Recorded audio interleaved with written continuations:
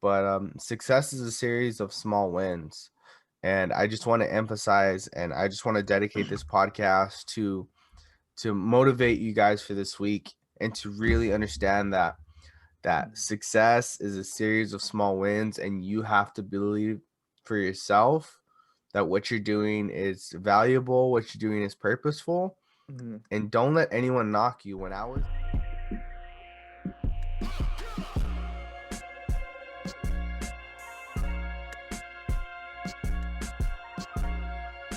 What's going on, you guys? Welcome back to another week of the Mindtality podcast. I'm your host, Rodolfo Felix.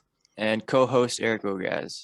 And we're here to bring you another positive podcast with major vibes. And Eric, do you want to kick us off? How's your week, brother? My week's going great. But how I felt myself getting in an emotional rut. I don't know how to explain that. I guess I'm just going through the motions. I don't know if it's just because my school year is coming to an end. I don't have as much going on, but I kind of been just going through the motions of things and just doing it. I mean, what about you? Are you kind of feel the same way or? Somewhat. I like to my fiance thinks it's hilarious, but I like to get into many things like passionately, obsessively. So as you know, I have my vlog channel, and then we have this podcast, and then recently I've been getting into like wood shop. So in between that, I have work, and then I have time to spend with my fiance and my dog. And so for me, it's been very fast paced. Very, I want to say routine, because I already start thinking like, when's my next opportunity that I have to go to the garage and work on some wood shop stuff. So for me, it's almost the opposite, where it's like things are going. But yeah, so I've been pretty busy. Sometimes I feel like, oh, I wish I had more time to do this than that, but that's just me personally. Yeah, I don't know what it is. Maybe it's just what is a case of senioritis when I it's think coming that's what it towards is, sir. when it's kind of the year's coming to an end and you just really don't want to do the assignments. They just don't. They just look very very boring, and you don't want to do them. But I'm trying to find the motivation to reset myself to focus and get back in it on track, because I'm just going through the motions just these last couple of months here of my senior year. Very understandable. I definitely remember my doses of senioritis for sure. I mean, I'm talking about doing the minimum of the minimum. Um, Absolutely. so do you have any topics for us, Eric? Do you have anything you want to talk about? Yeah, so my roommate is he's been I walk out of my dorm and he has like a bunch of brown paper bags, and I'm like, what's this? What's this for? And he was like, well, I'm wanting to deliver some food bags to homeless people. I was like, oh, that's very cool. That's not a lot of people do that or take time out of their day to do that. I said, was there any like reason why? And he was just, no, I just want to. I guess his main reason was to kind of reach out and get people closer to God, but his real reason was just kind of to help those homeless people. And I was like, I don't remember seeing people do that nowadays. Just go in and make food bags for homeless. I think it's a rarity to find people that want to do that. I don't know. What do you think? Yeah, I was fortunate enough to grow up in church where on the weekends, specifically like Saturdays, early, like 5, 6 a.m., volunteers would show up so we could prepare hygiene baskets and some snack or food baskets.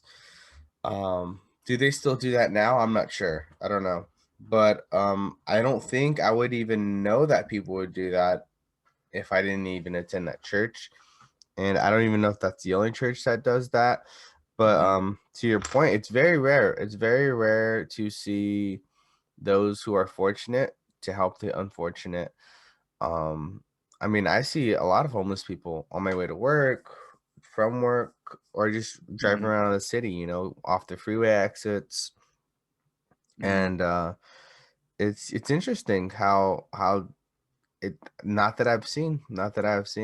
It's very rare. That's true. Yeah, I don't know. To me, I think it's something that I would like to see more. I mean, when I heard him talk about it, I said, "Wow, that's awesome." To me, it's doing something and reaching out to the people, and sometimes those people really don't have anybody that is there for them, and just having that one random person like my roommate going out and giving them a a food bag or a support bag and just saying, "Hey, like God loves you and I care for you and hope everything goes well." I think that's I think that could change or at least maybe I don't know, put a spark in them to maybe want to do better or do something. Yeah, very interesting topic too. Just to kind of go on a tangent here. Um, I feel bad a lot of times, Eric. I'm not gonna lie, because I don't carry cash. Yes. I don't carry cash to save my life. I think once I turned 19 and I got my credit card, that was probably like the last time I really carried cash. I always try to carry like a 20, but I just don't see myself going to the bank. Like I never go into the bank to get cash, and almost every time I go through the drive-through to get cash, the machine's down. So, and I'm okay with that because I just don't like carrying cash when you don't have to. Cash, especially in a pandemic, cash is pretty dirty. And it also makes you like a prospect for like robbery. So it's like, so whenever I do pull up to a freeway exit and you happen to be the car right in front of the homeless person, Mhm. um, and I look, I do, okay, is there any change in the car? And I'm like, no, there's definitely no money in my wallet. Mhm. How about you? Do you carry cash? I have like coins like quarters in my truck just in case I run out of money and like I need gas, like an Mm. emergency gas situation. Um but as far as like dollar bills, no, I don't keep it in my wallet or my car um to help out. And I feel bad sometimes, like you're saying, you want to be able to help them out, but at the same time, you just you don't know. Like some of these people you always hear in the news that something bad happens, I don't know. I just don't want to be one of those cases that I attempt to give somebody some money and I don't know, they want to attack me or something. Get scared sometimes, to be honest with you. Yeah, some homeless people can definitely, and that kind of transitions to my point, but homeless people can be intimidating. Some of them are pretty bitter. And from my experiences with homeless people, uh, I don't want to say like they put themselves there, but a lot of times when we would offer them housing programs, transportation to like hygiene facilities, they would decline respectfully, and they would always throw out a comment of like, if I wanted help, I would get it, stuff like that. So some are really friendly, but other one they kind of uh they accepted their life for what it is, and sometimes make it harder to be approachable. Mhm. But that kind of ties into one of my points, Eric. And it's biting the hand that feeds you. I remember when my mom got remarried and we moved in with my stepdad, and this was maybe 2 or 3 years after we moved in with him. I would like I don't know if it was use his tools for a bike or use his tools for skateboarding, but I would use his tools, and his number one rule was put it where you found it. And whenever I didn't, he would get so upset. And now that I'm older and um I work with clients and whatever they use around the facility, I just tell them, yeah, you can use the scissors, put it where you found it. Yeah, you can use, whatever it be, maybe stapler, drawing utensils. Did you have that type of instruction or that type of expectations when you were younger? Absolutely. My dad always told me to put things back where they found it. My mom was super organized. She always kept things in a manner where you knew where everything was.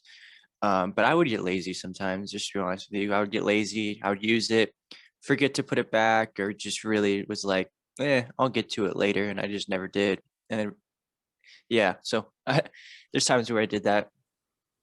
Yeah, so it's like it's very interesting to me because it's when as the adult or as the parent, you're trying to teach your kid a very valuable lesson where it's like this is a lifelong lesson, you know. This is something that you're gonna want your kids to follow, this principle of like put it where you found it. But then again, my point is like biting the hand that feeds you. It's almost as if like whether you forget or you don't do it, it's almost as if like they're here they are helping you out, lending their tools to you, and yet in return you don't do the easier part and just return it where you found it. To me, it is a lifelong principle, and it's something that I think it's very crucial to growing up. Just Hmm. learning that, like, I guess it falls into a lot of categories like respect, discipline, having Hmm. manners, and I think that most above all is like thoughtfulness. Like you're being very mindful of your Hmm. behavior, which is Yeah. crucial because it carries into school, it carries into your family, and then into your workplace. So I wanted to bring that up because I didn't know if it's common for a lot of people to be grown up that way, to be raised that way. Yeah, you know what? I really think that it's uncommon to have people grow up that way. I mean, from at least the people that I've talked to, um, they kind of were always just handed things. They never really had to work for it.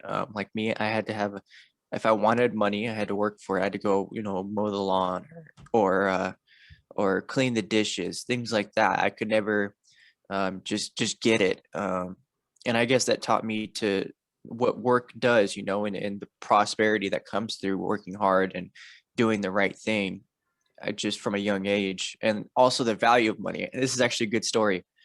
Um, I There's this restaurant. I don't know if you've heard of it. It's called Sycamore Inn in California. Super Mm-mm. nice restaurant. It's a really fancy restaurant. And when I was younger, I went there once and I was like, let's go to Sycamore Inn. Anytime my mom was like, what do you want for dinner? I'm like, let's go to Sycamore Inn, because why not? It's a great place. Food's excellent. And I'm young and I don't really understand the value of a dollar. And so she thought this was a good time to teach me the value of a dollar. And I kept telling, let's go to Sycamore Inn. She's like, okay, but if we go, you're going to pay for it.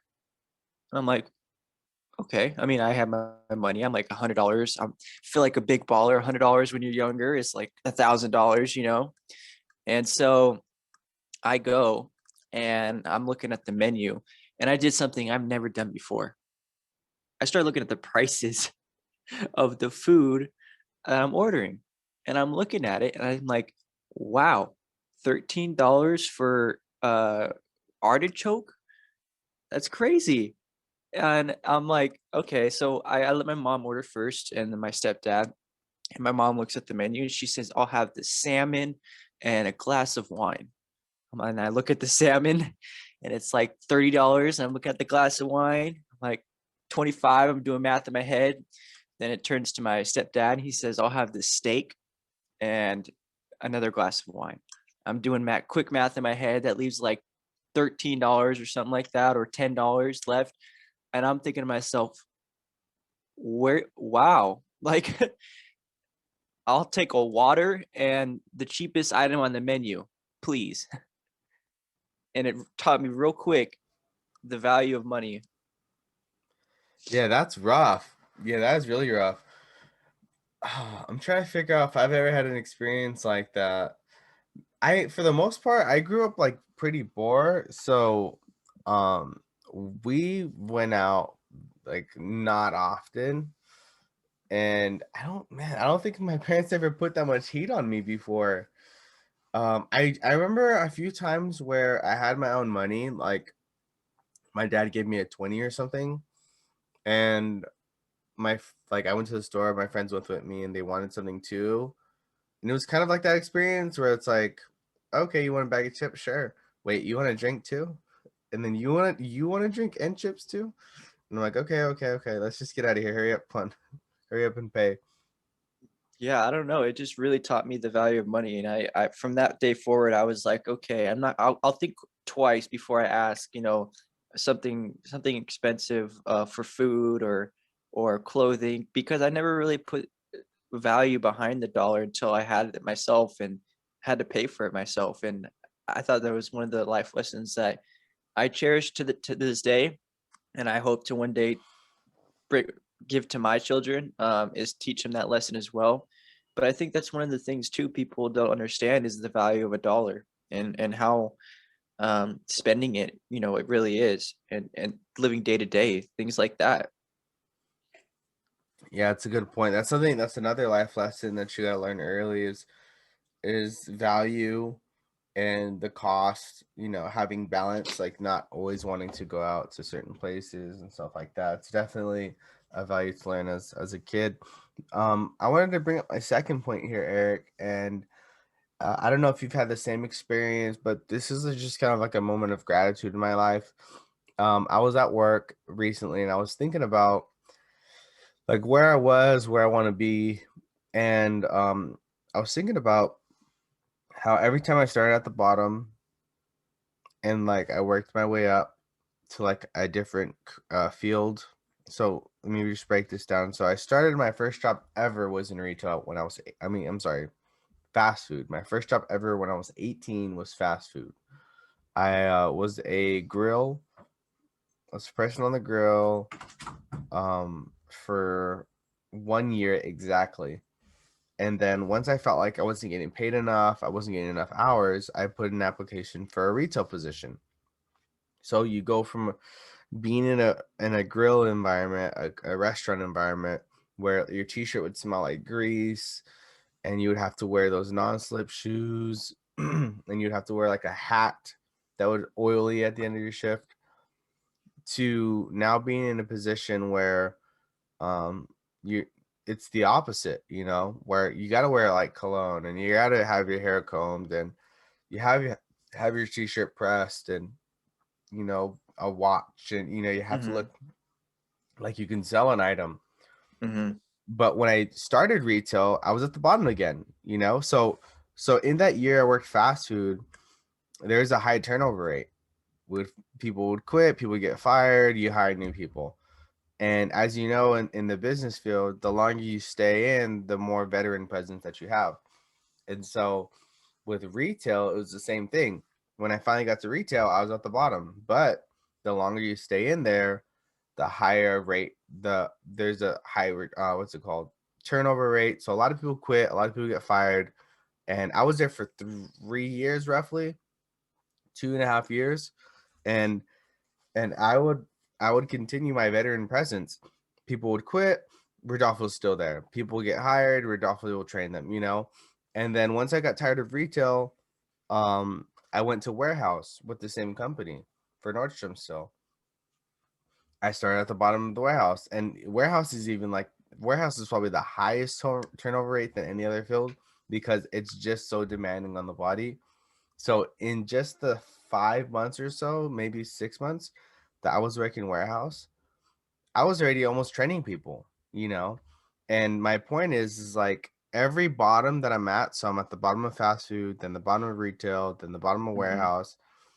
My pay has increased, the hours have increased, mhm, the maturity in my position, like the responsibilities have increased, and and I want to believe with everything in my heart, Eric, that I want to associate this like small incline in the workplace and in positions is due to positive thinking, and that's due to celebrating small wins.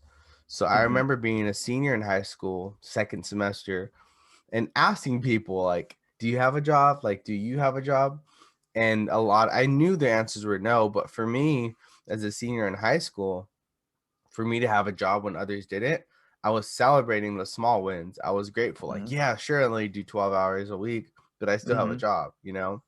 mhm, Once I got to retail, oh, I'm doing 25 hours a week, you know, and then it just kind of inclines from there. And like I said, I want to associate this all to celebrating small wins. And I think this is another important life lesson is that if you don't learn how to celebrate your small wins, for yourself, no one's going to do it for you, and you're going to find yourself miserable, and you're going to find yourself consistently picking out the negatives in your life. How do you think about that, Eric? Yeah, it starts with believing in yourself. Once you believe in yourself and you have that confidence to know your abilities and the powers and strengths and also your weaknesses as well. But knowing what you can and can't do, and then just going into it with that mindset of like, I'm gonna prosper, I'm gonna do well, I'm gonna make the best of this situation as I can for the time being. I'm gonna give my 110% into this and not kind of go through the motions. Then you'll find yourself at the end of the day, or at the end of however long it takes, um, prospering. You're in that position where they trust you to train newcomers, and they're in a position where they trust you to do things. But I've worked in a warehouse myself. I worked for my uncle's warehouse at Star Auto, or no, I think it's Parts Authority now.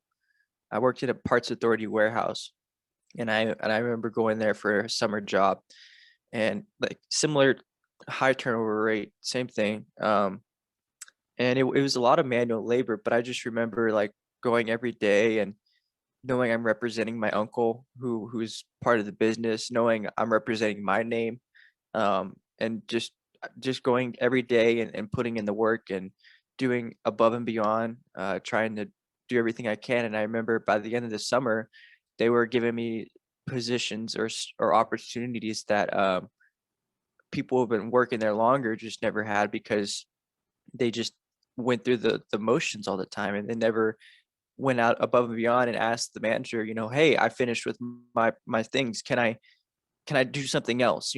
Whereas most others were kind of have a set chore, and they would just prolong it throughout the day, if that makes sense. So that way it fills up time, and then that they don't have to go and do more work. They just kind of paced their one job and did it at a longer period, where I was kind of like, I wanted to get this done and get another job, like try and do well with what I'm doing and being confident, knowing that my abilities are good, and I'm believing in myself. But I think that for me was the biggest thing, was just believing, like, no matter what, I got this. I can do better than the next person. I can do I'm better than them. And it's not to be selfish or conceited. It's more of just it's the mindset you need to have. I don't know. What do you kind of break that down for me a little bit, Rodolfo, of not being conceited, but having that mindset of I'm better than you. Yeah, it's just you're being intentional about your behavior. You're going into something knowing that if I'm going into it, I'm not gonna do it half-ass. Like I'm gonna do it. I'm gonna do everything that's expected of me and then some. You know what I'm saying? It's being a team player. It's understanding your position, understanding it's expected of you, and then if you have to take the lead on some areas, follow in some areas. But one thing still remains is you being counted on. And I think when um when you're intentional with your behavior at work, when you're intentional with your behavior in class, in school, um there's a mindset behind that. It's like a mindset where you want to win, or you want to succeed, or you want to. And I'm not talking about like you're visioning this. No, I'm just saying like when you go to class, a Zoom even, and you have your notepad folded to a brand new page, and you have your highlighter and your pen there, you're intentional. Like your thought process is, I want to get some notes here. You know what I'm saying? When you go to work early and you're in your car, you're putting on lotion, you have your music going, you're in the parking lot, you're ready to go in, and you're early, you're intentional. Your behavior is intentional. It's a competitive mindset. It's a positive way of Mhm. thinking. You're not just leaving things up for grabs. Yeah, and I've noticed that when you go and you have that mindset, opportunities present themselves. It's almost as if you're manifesting it through your hard work and your believing yourself competitive mindset, that things and opportunities will manifest themselves into your job, your work, your school, whatever it might be that you're going through.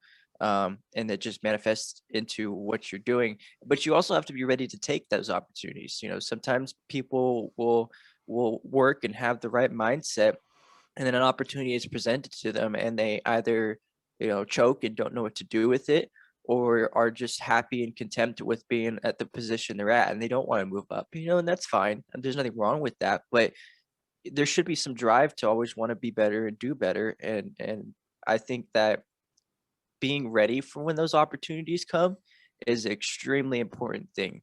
And kind of, I guess what you would say, not imagining, what's the word I'm looking for?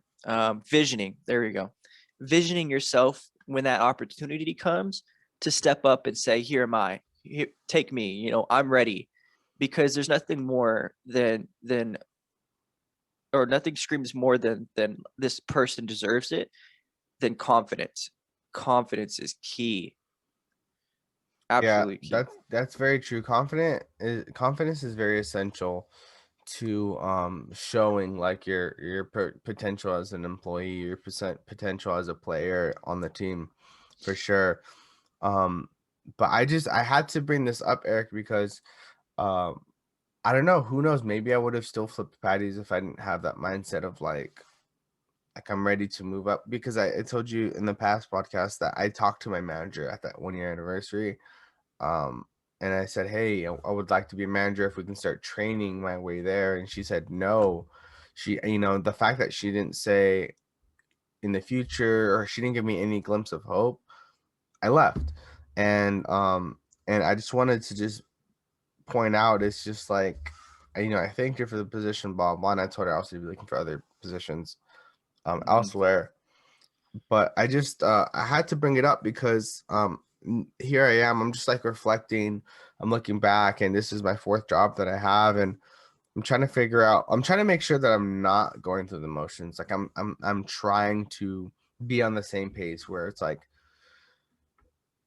the longest I've been in a job is about 3 years with Nordstrom Company, but 2 years in retail, 1 year almost in warehouse. And so basically, I'm on 6 months of working my newest job here. And so I feel like I already rounded up to 1 year. So I'm already thinking like, okay, I'm coming close to 1 year already. So far, my whole life, I've never been in a position or one specific field for Hmm. 2 full years. And so I'm trying to make sure like I'm on pace to continue to make a jump to the next step. Hmm. And I was just looking back and figuring out, okay, what is there a pattern? What did I do to move up to the next Hmm. position of my life, to the next level? And Hmm. I just wanted to reinforce just like positive thinking and the power of celebrating small wins, Hmm. and not really caring, not comparing, not caring about what other people are doing, but just kind of focusing on yourself. um Hmm. which one I want to bring up, my last point before we wrap this up, is when you don't compare yourself to people, Eric, like you often find yourself really happy. Would you agree with Yeah. that? Yeah, envy is dangerous. You never want to envy others, and you never want to look down on others as well. It's you just kind of do your own thing and then do the best of your ability. But one of the points I was trying to or I was wanting to talk about is sometimes doors are closed for you.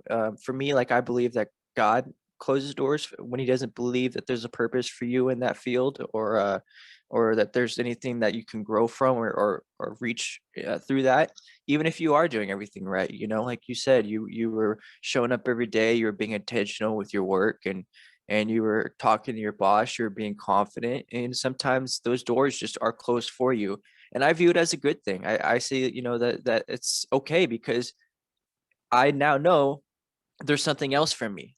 This wasn't my purpose. This wasn't my goal. This wasn't what I was meant to be doing, because if it were, then the doors would be open for me and the opportunities will present themselves and I will obviously take them. And sometimes they're used as stepping stones, like I never thought, like when I went into uh, my first degree at sports management, I changed it back to criminal justice. I was thought that was what I wanted to do, and turns out it wasn't what I wanted to do, but it was a stepping stone for me. I mean, it taught me how to build connections, how to network, and how to work with others, and in a business aspect, and just go through that mindset of thinking and building connections. So I mean, I'm very firm believer in um your purpose, and if God will present your opportunities for you, that they will become apparent. And if they're not, then it wasn't meant to be, and you'll find something that is more purposeful and beneficial to you in the long run. It just takes time, and it just takes faith, and knowing that no matter what, I'm just going to continue to be intentional, and opportunities will present themselves to where I need to be in life. Yeah, that's good. That's a great point. When doors close, man, it could be painful. I mean, sometimes you just feel like that was your only opportunity, or that was like what you had invested all your time in, your hopes in. And so sometimes when doors close, you almost want to like try to pry it open, or you try to figure out what can you do to maybe have that door reopen. But like you said, is sometimes it's for the best of you, sometimes it's intentional. And I can testify that when a door closes, or like an opportunity that you hoped you could jump in and take advantage of, and you've missed the mark, it's okay. There's a saying that um every no that you receive is one no closer to your yes. And same thing applies with job opportunities, with school opportunities, anything. Every no that you receive is one no closer to the door, to a yes. Same thing. Every door that closes in your face is one less door that has to close in your face before a door finally opens. And the craziest thing too is when you enter that door, when that door finally does open for you, you look back and said, "Man, I would have settled for less Hmm. if I had somehow, some way, had got that door open that closed in my face." You realize like, man, this is definitely better than what I wanted then. you know Hmm. to wrap up this podcast, Eric, I pulled up a quote here. It's pretty cliche, pretty cheesy, but success is a series of small wins. And I just want to emphasize, and I just want to dedicate this podcast to motivate you guys for this week, and to really understand that success is a series of small wins, and you have to believe for yourself that what you're doing is valuable, what you're doing is purposeful, Hmm. and don't let anyone knock you. When I was graduating community college, which is more meaningful to me than graduating with a BA, my closest friends told me, "Why are you celebrating? You still have 2 more years to go." And I was like, I turned around, or I locked my phone because it was on social media when I received those comments. And I told myself, like being happy for myself starts now, because I just received, the people who are closest to me, I just received confirmation that it's even the closest people who may not cheer you on, through the Hmm. small wins. And so I told myself, I said, "Yep, today's the day. From now on forward, I'm no longer going to be dependent on the closest people to encourage me." It's nothing personal, but it's just I have a goal, and I have some determination, and I can't afford to be swayed. Do you have Hmm. anything to add to that, Eric? Yeah, I'm a firm believer in, if you're not happy and content with what you're doing without it, in the small things, then you definitely won't be happy and content when you get the big things, because it's that mindset of not being gratified, not being satisfied with the work that you have done, and the position that you're in. It's definitely a mindset that you just have to be, thankful and grateful and appreciative of where you are, because you didn't just kind of fall in your lap to where you are. It takes hard work, it takes dedication. Even if you don't even realize or feel that you have done the hard work or dedication, it still is a earned position of where you're at, and it's always going to take more to get going. But you need to be happy with the state of being of what you are now, because if you're not, then you're not going to be happy when you finally achieve that goal that you're reaching for. And this kind of reminded me of the movie The Slumdog Millionaire. Have you seen that movie or heard I about have it? not. No, I've heard about it, yes, but I have not seen it. It's been a really long time since I've seen it, but the gist of it is this, I think it was a kid or teenager. I'm not exactly sure. It's been a very long time. but he was in poverty, and he had like a series of life events, let's just call it that, life events happened to him. And he gets the opportunity to go on this "Do You Want to Be a Millionaire" show. And they ask you a series of questions, and if you answer them all correctly without getting it wrong, then you gradually get to a higher number of value and money until you eventually reach the $1 million question. And if you get that right, you get all $1 million. But basically, during the whole time he's on this show, every single question that was asked uh, was some life event that had happened to him. It was almost like a miracle, how those questions lined up with the specific events that happened in his life, that if he were not to have been intentional or been at the right place at the right time, he wouldn't have the answers to those questions, and he wouldn't be able to be a millionaire like he was when he won the show. Um, and I think that kind of ties in with what we were talking about of being intentional and purpose. And sometimes doors closes and opens for a reason, and you may not know them now, but in the long run, when you're on that show, the $1 million show, and you're getting asked those questions, you're like, wow, you know what? This happened to me earlier. I know the answer to this.